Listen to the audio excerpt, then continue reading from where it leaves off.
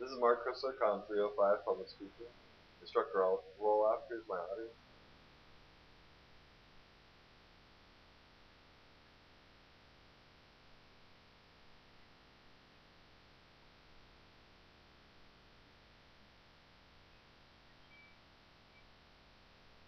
Now on with my persuasive speech. I'd like to talk to you today about Old English Bulldogs and how they're very commonly confused with English Bulldogs and the differences between the two breeds. English Bulldogs are a small breed or mid-sized breed of dog with a large exaggerated head, according to the American Kennel Club at akc.org. They're wide in the shoulders with a slightly elongated body, extremely muscular dog. Many people see them on commercials, TV shows. They're a very advertised dog. But what people don't know is that they also have a lot of health issues. Some of these health issues, are, they have breathing troubles, eye troubles, no, they have kidney issues. There's a lot of different issues they have, along with hip dysplasia and other things. But there's another breed that's much similar to the English Bulldog, but it's a recreation of the dog that was from the 1400s. That was the actual Bulldog, what became the English Bulldog. The breed. Let me give you a little bit of history about it. The breed began in the 1400s, and later on was used for sport, for bullfights, where the dogs would be fitted into a ring, and then they would release a bull, and the dogs would attack the bull and bring the bull down. Whereas the audience would bet, place wages on to the dog or the bull, whichever may win. And it became a blood sport, and it got really big and really popular, and the breed almost became completely extinct because of it. Well, pet fanciers decided to find a way to stop this. So what they did was they created the English Bulldog, where he's so far exaggerated from the original Bulldog that he couldn't possibly be used for this sport. So the English Bulldog was born. According to the International Old English Bulldog Association, the IOEBA, at ioebda.net, back in 1972, they decided to recreate the Bulldog of old, but keep the mannerisms of the English Bulldog that we all know. And what became of this was they ended up getting a dog with a longer life, less health issues, more athletic, more energetic, and still the same temperament, the same loving, caring temperament that the English Bulldog is. And through all the years of study and breeding and everything, the Old English Bulldog has really become much more popular. And in fact, in a lot of areas, they're looked at higher than the English because of its health issues. I'd like to speak a little bit more about the Old English Bulldog and the difference between the two health issues. Like I was explaining with the English Bulldog, the breed has quite a few health issues, and because of the breeding, they took an English Bulldog, so it's half Old English Bulldog is half English, 1/6 Bull Mastiff, 1/6 American Bulldog, and 1/6 Pit Bull, American Pit Bull.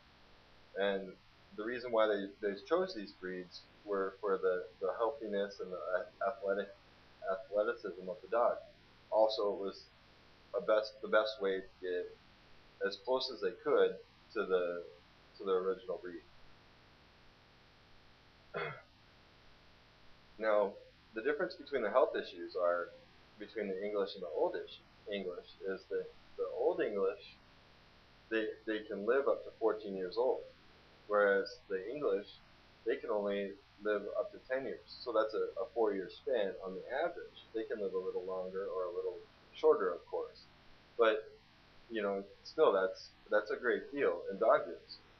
And with the less health issues, the Old English is a much, much more athletic dog. They can run and play. Let's say you're a jogger and you like to jog. They can jog with you for miles, and they just love to play. But if you're a homebody and you like to sit on the couch, they're just as happy sitting on the couch. They're not a hyper dog. In fact, they're really calm and really laid back, just like the English, except for they have an extended ability to be able to do a lot more athleticism. They can jump up to 3 feet tall. They can do a lot. So it really opens their show value a lot as well. They can enter shows where we're limited to breeds like pit bulls and and other breeds like that for their athleticism. Well, an Old English bulldog can run just as much as a pit bull and jump almost as high. So you have a dog with the look of a bulldog, but yet the athleticism of most of any dog. What changes this factor a lot is their nose. I have some images I'd like to show you, and unfortunately I didn't place them where I wanted to, so I'm gonna have to walk in to get them. Just one second. Somebody move.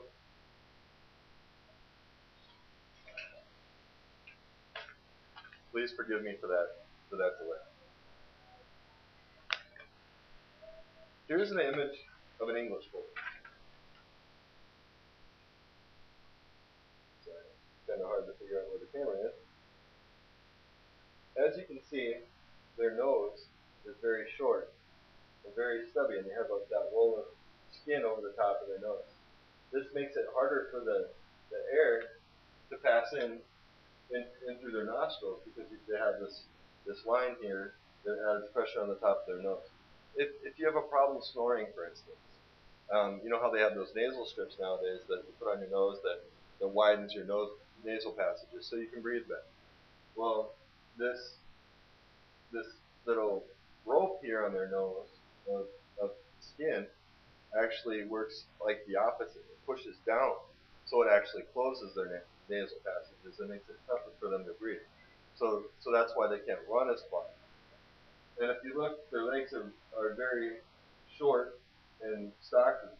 So it gives them the ability to hop well, but they can only hop maybe a few inches off the ground. They can't really jump because they just don't have the muscle structure for jumping. Now I'd like to show you an English bulldog, or an Old English bulldog. This is our Old English bulldog Winter, which you'll see in a few minutes. As you can see, their noses are a little bit longer, and they don't have that rope pushing down on their nose. So they get much more airflow.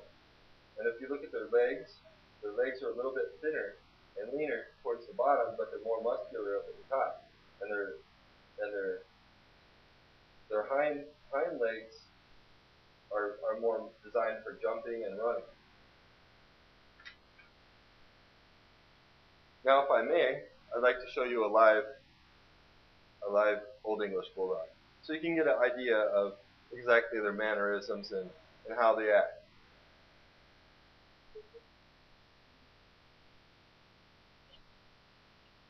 That's Winter. No, she's not dead. Winter. Hey. Are you sleeping? Hey. Come on, up. Winter.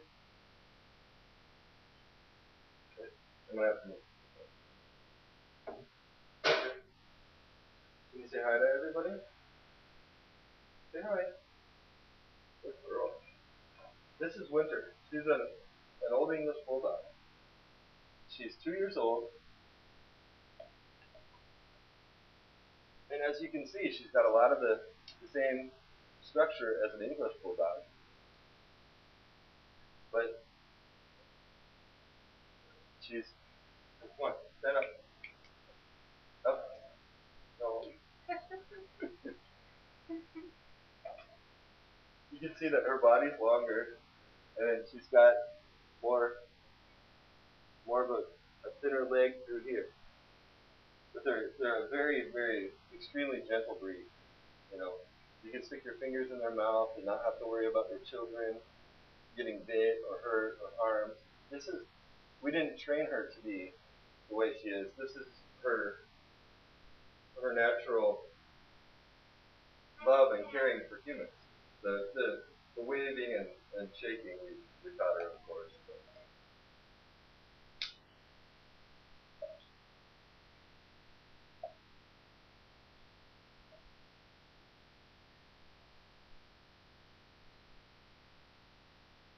All right, I'm sorry for all the camera wiggling and everything messing up so much, but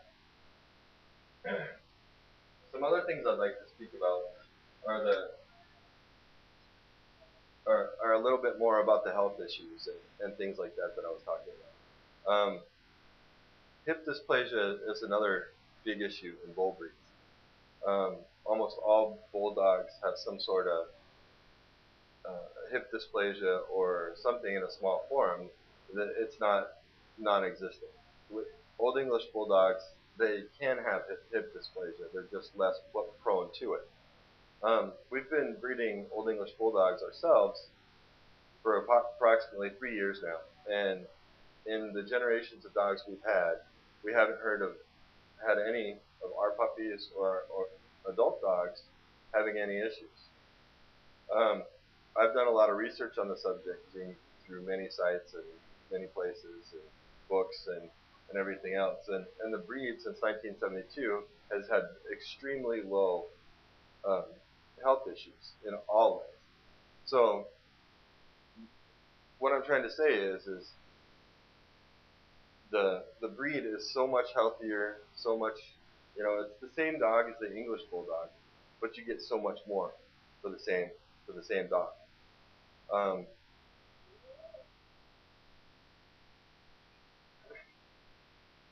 And what else is there? Excuse me.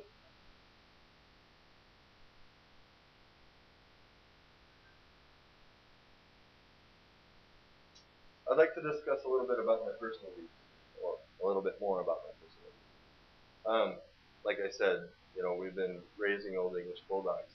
The way we got into it was we actually got one. I used to have an English bulldog myself. He only lived to be 3 years old before he passed away due to the common health issues that they have. He actually had a enlarged kidney, and if you go through the breed very carefully, then you'll find out that that's a thing that they're prone to. Some of their organs don't grow properly because they're not a natural breed. English bulldogs, if you put them out in the wild, they wouldn't be able to reproduce. They would die out because they can't mate, because the male is too wide in the chest to be able to mount the female, and the female cannot conceive. The puppies have to be taken out through C-section.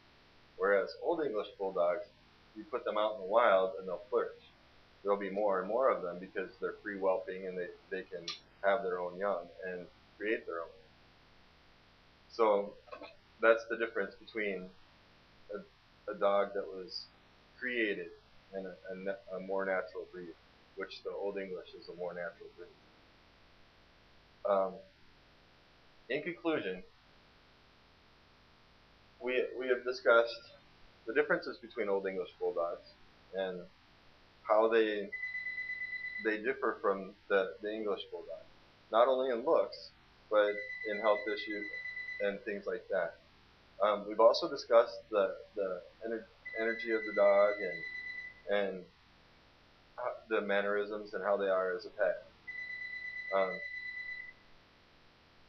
I challenge you to go out today and go on the internet and research the two breeds and find out what you can about the two, and come back to me and tell me how, which one you feel is better. Because out of any dog in the world, I love my old English. Thank you very much for watching my speech, and you have a great day.